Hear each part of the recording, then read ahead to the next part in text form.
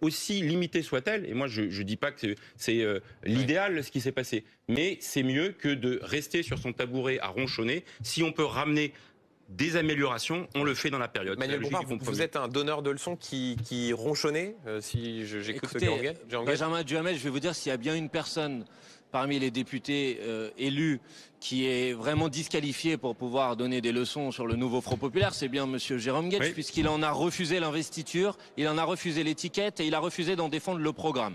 Et monsieur Guedj qui est sur vous pourrez retrouver ses déclarations de l'époque. Mais je te montrerai ma profession de foi, je me suis battu pour l'abrogation de la réforme des retraites. Pour le reste, Jérôme Guedj signait, il y a à mes côtés d'ailleurs et aux côtés de tous les députés de la NUPES, après la bataille sur la réforme des retraites, signait un serment.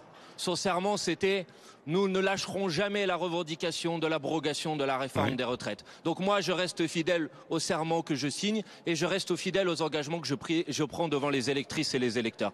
Et quand j'entends dire qu'aujourd'hui, on pourrait laisser le gouvernement de M. Bayrou continuer à mettre en place sa politique, mais en quelque sorte qu'on serait dans l'opposition, non, ça, c'est des mots. Les actes, c'est mieux que les mots. Donc quand on est dans l'opposition à un gouvernement, on empêche sa politique d'être mise en œuvre et donc on le censure. Et encore plus quand dans ce gouvernement, vous avez un ministre comme M. Retailleau. Parce que Jérôme Guedj peut essayer de me donner des leçons aujourd'hui, mais très concrètement, ce qu'il vient de faire aujourd'hui, c'est tout simplement de ne pas censurer un gouvernement avec M. Retailleau, dont je n'ai pas besoin de rappeler les propos sur les Français de papier et sur les bienfaits de la colonisation. Alors Jérôme, je te le dis franchement, je pense que tu ne dois pas être très à l'aise dans tes baskets ce soir.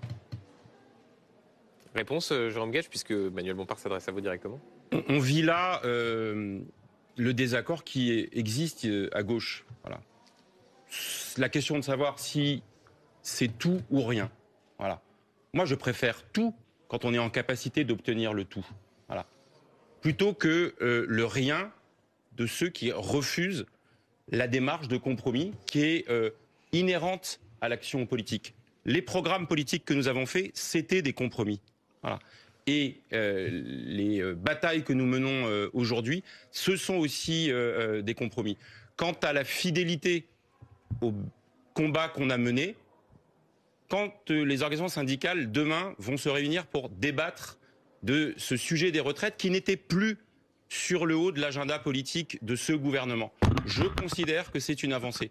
Et je le redis, si au terme de ce processus, il n'y a rien de positif et de constructif qui en découle, alors nous censurerons ce gouvernement. Et peut-être que nous le ferons à ce moment-là ensemble. Mais comment peut-on vous croire, puisqu'il y a même pas une semaine, vous disiez que si François Bayrou n'annonçait pas la suspension de la réforme des retraites, vous voteriez la censure. Donc aujourd'hui, vous faites de nouvelles promesses auxquelles personne ne croit. Personne ne croit. Et la vérité, c'est que la conférence qui a été mise en place sur ce sujet des retraites, tout le monde sait, et le Parti socialiste aussi, qu'elle est pipée par avance, puisqu'il y a un droit de veto qui est donné au MEDEF sur les décisions qui seront prises. C'est-à-dire que l'ensemble des syndicats de salariés qui sont unanimes pour demander l'abrogation de la réforme des retraites ont le choix entre deux solutions. Soit ils renoncent à leur opposition à la retraite à 64 ans pour se mettre d'accord avec le patronat, soit ils n'y renoncent pas, et alors il n'y aura pas d'accord dans cette conférence, et alors il n'y aura pas la possibilité d'abroger la réforme des retraites. Tout le monde le comprend, tout le monde peut le comprendre.